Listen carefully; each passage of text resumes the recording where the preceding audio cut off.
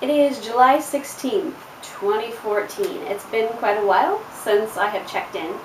I am feeling incredibly well these days. Let's see, 1 year ago this month, I had my double mastectomy where they had both sides amputated. I have had 5 surgeries over the course of the last year. I have not posted a video for everyone because once you start getting into the grafting stage, it's kind of redundant. So there's that.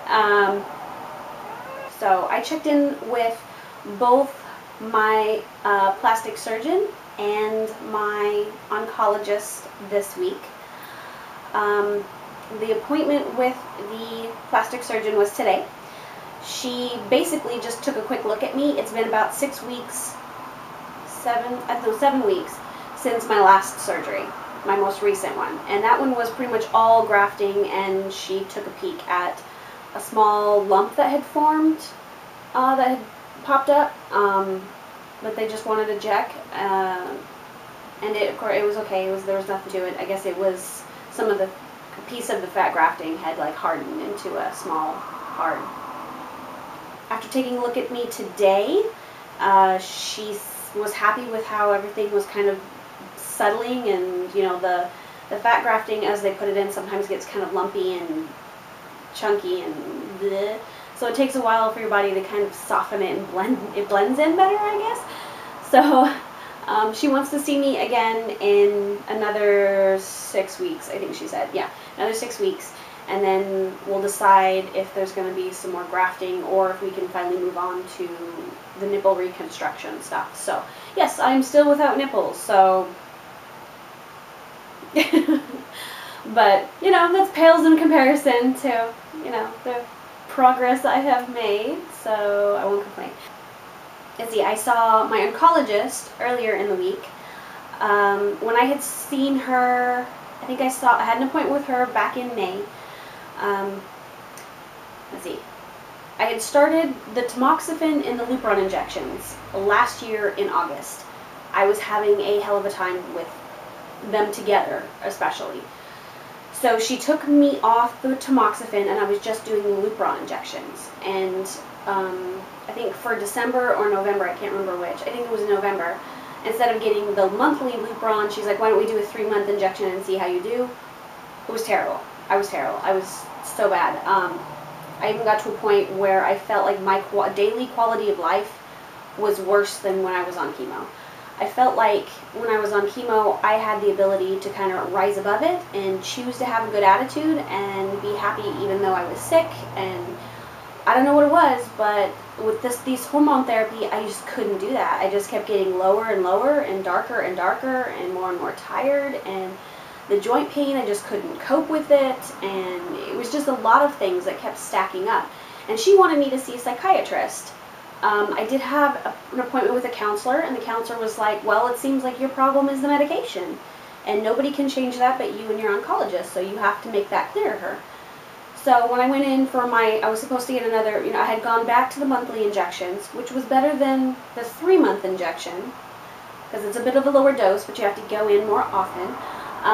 I did better, but I was still having a really hard time, and I was getting darker and darker, and by April, May especially, I was really low.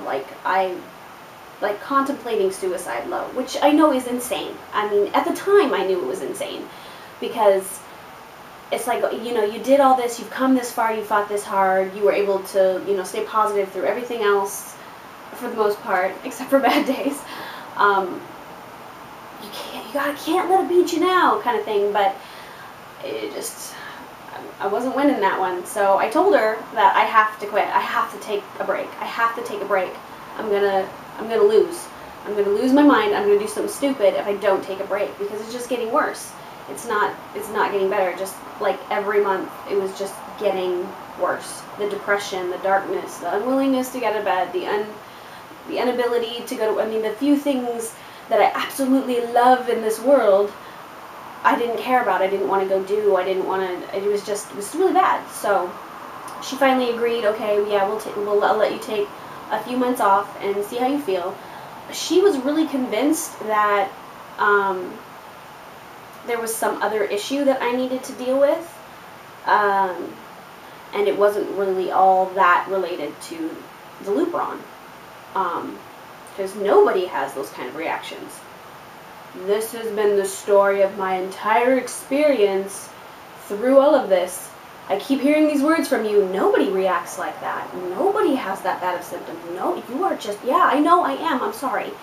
I can't do it. So, yeah, she finally let me take a month off, or a couple months off. Yeah, so when I went in this week, of course they took my blood and they wanted to check all my hormone levels. And they were pretty sure that all my hormones were going to come way back up and my periods were going to come back and all that stuff. And that has not happened. And I've been off Lupron for at least 2 months. Yeah, because I was supposed to have an injection in May, and so it's been a little over 2 months.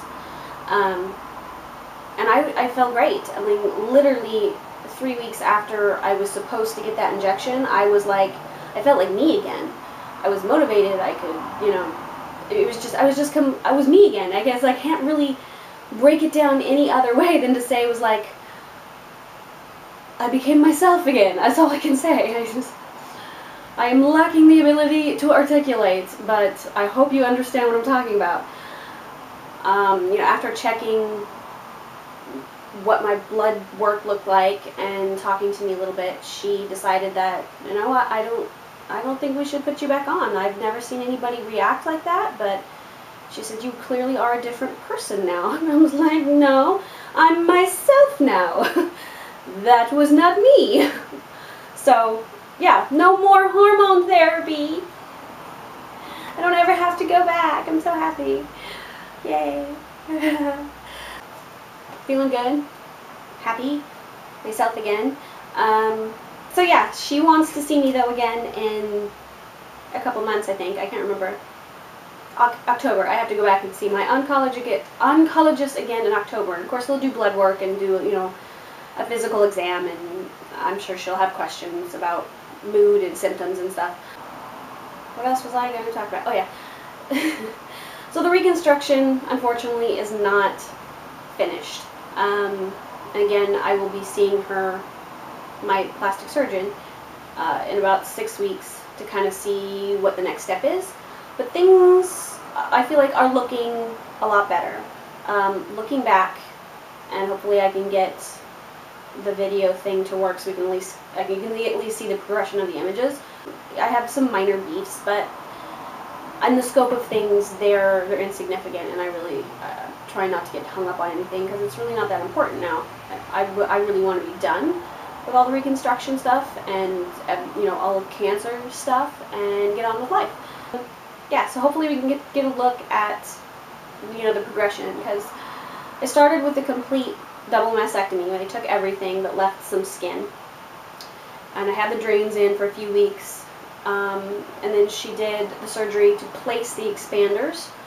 I had the expanders in for, I think, approximately 6-7 months, and over the course of those 6-7 months, you know, every couple weeks or so, a week, 2 weeks, something like that, I don't even remember now, I would get them filled. She would add saline to the expanders till they got to the size where I wanted them, where they were comfortable. When she went in to swap the expanders, once they were at the size I wanted, when she went in to swap the expanders, she made the executive decision that they were too big. Something, you know, part of it's me being a petite person, and part of it's because of the distortion in my rib cage. Anyway, to get it to match more and stuff, she had to come down and make them a little smaller than they were originally, and my natural breasts were. So, what are you gonna do? I'm really scatterbrained today. Anyway, so yes. After that, we started after that, she had to do a little bit of correcting the scars and kind of reinforcing this side, and then started the fat grafting process. I had another surgery that I didn't post anything about because I was really dark and blue with the whole Lupron thing. Anyway, that one was really easy though. She just was kind of grafting around and filling and correcting areas Because the first grafting was really good. It looked really good. It filled everything out, but it didn't stay. I burned a bunch of the fat off, and she had to like spot fill where I had like burned weird holes, and it's really strange. But yeah, so yeah, she spot grafted stuff in, and it looked really weird after my last surgery, which I should have taken a picture or done a post or something, but the most recent fat grafting looked crazy weird because I had weird swelling in weird places, and she had grafted in weird places because the way it had, I can't think of a better word to describe it other than my body like ate the fat in weird little pockets and things. So I had these weird like indents in places, and she had to fill them. So then after that surgery I had weird swelling and weird, like, the fat grafting usually when it first is in is kind of hard and very fibrous. It feels like little roads of, I don't know, something under your skin. So it takes a while for it to kind of soften and disperse. So now that they've gotten to that point, it's looking a lot better. But she thinks, I guess, over the next 6 weeks, it'll do that a little more. So I will give you a look at where it is now, you know, in the progression of things.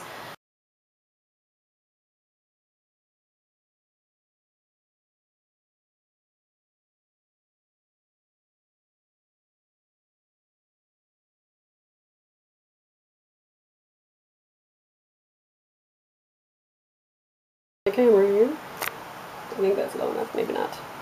I'm so short. Okay, I think you can see it now. I can't really tell from my little viewfinder, but I think it's in the right spot. So you can see that they still move and look much more like natural breasts. And ew, I'm a little sweaty. Gross. Oh, I'm so sorry. That's disgusting. Okay, I'm sorry. It's hot today. It's really hot today. Okay. Okay, so if she does another fat grafting, if I lose any more, it'll probably be along this side, because I kind of got this really deep indent around this one, and maybe I have to do a little more here, because this is the big thing that got eaten away with the last fat grafting had to fix. I had like this big like divot pocket thing here, and I kind of had one here, which I think I might still be trying to do a little bit. She said something about seeing ripples here on my center. But you can see how it's not so, the sloping or the top here looks much more natural. Before, like in the first few, you could really see the edge of the implants, and because they're two different sizes, it really made it really odd looking. But, you know, the scars are healing relatively nicely. This one, I don't know why, but she kind of, I hope you can see it, but she kind of doubled up on this thing somehow, so she's saying she's probably going to have to fix that. But yeah, other than that, they look pretty good. This is the side where she had to extend that sucker way down. It's still pretty bright red, but it's a definitely, I've noticed it kind of fading, and it's definitely softened too. Because at first, once I got to the point where I'd healed enough from the surgery I could move, there was a lot of restriction. You can probably still even see it pulling a little bit. There's still some restriction when I do certain movements, but it is getting better. So, yeah, obviously they don't really look super real because of the whole them not being real thing. They feel, because of all the fat around them, it's amazing how real they feel now. Because you know, with we've got all this extra fat, especially around the center here and on the top, they feel much more like real breasts because I got that fat tissue in there. But yeah, so when the nipples go on, she has some kind of special fancy tool that'll help her get them centered. But I should take notes or something because I never remember what I'm going to talk about. I don't know. The year before I got diagnosed, I had felt kind of just crummy and low, and I was thinking, oh, maybe it's just because I'm getting closer to 30. But I feel better now than I did then, if that makes sense. So, yeah, all in all, a great deal of improvement. If you're somebody who's also going through all this and hasn't gotten to your hormone therapy yet, don't panic. I've been told this through this whole experience over the last 2 years of this thing eating up my life. that I seem to be the odd man out. I just kind of, every weird, unlikely scenario, I get to be the one who does that. So don't assume that, or be afraid that you're necessarily going to have the same challenges I did. But if you do, this is, this is kind of at least you get to have an idea or a look at what the rough road looks like. But it's supposed to be much easier than this, I have been told. And a lot of other people would have been done with their reconstruction by now. But yeah, so. Oh well, what are you gonna do? So, I have to thank everybody again, my family, my loved ones, everyone. Has been great support. It's funny because a lot of times through the whole cancer thing, you get a lot of social workers and doctors and people saying, do you have a support group? You need a support group. Come join this support group. I was like, I have something better than a support group. I have like 3 extensions of family. So between all my, you really are all just family. So thank you again for everything. I just can't even, I'm never going to be able to repay everyone. I'm never even going to be able to list all the little things that people have done for me over the course of the last 2 years in this very long, life-consuming journey. It's amazing how much of your life it really does consume. It's strange now coming to the end of it where you can see my hair's growing out too. It's crazy. I've even had this cut a few times. And yes, I did add some color to it because it was going to go dark on me again. And I was like, no! So I put some henna in it. So that's why it's more red today. Wow, I just derailed my own thought train. I'm going to have to do a lot of editing here. I really forgot. So chemo brain, something that sticks with you for a while. Be prepared for that. What was I talking about? I was actually on a roll for something important. Shit. Damn it. Oh yeah, support groups. I will never be able to repay everyone for all the little things, and it really, a lot, people were saying, oh, I had a number of people saying, I'm sorry I didn't do more, I'm sorry I wasn't there for you, I'm sorry this, and I was like, don't even apologize. I mean, I can't even begin to say what tiny little things made a difference, everything from a card, to a random text, to a message on Facebook, or a funny picture sent to me, and just all these little things really did help a great deal through this whole thing. And the first 6 months of this new year, when I was having such a hard time with depression, which is so weird to be, at this point in recovery, and suddenly have to deal with, wow, what is my hair doing? I'm like, comb over. I don't know.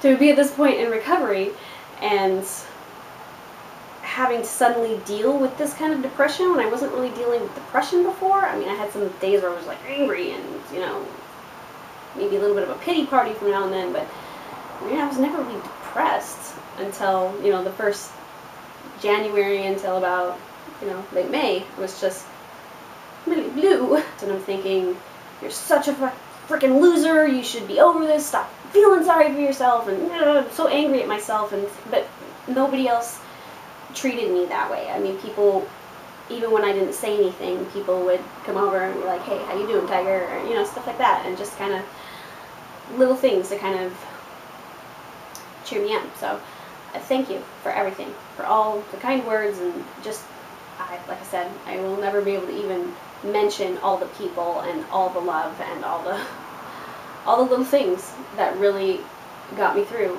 And if you're somebody who's on this journey too, going through treatment and recovery and such, I would really recommend seeking out the little things. It really is a choice, and I realized that early on in this whole journey. You have to choose to have a good attitude and be happy on days when you shouldn't, and take note of the little things, the things that get you through and keep you upbeat, and look for the light at the end of the tunnel. So thank you again. So much love to everyone, my family, my friends, strangers who have given me love. Thank you, thank you, thank you, from the bottom of my heart. And I will check back in when I have an idea of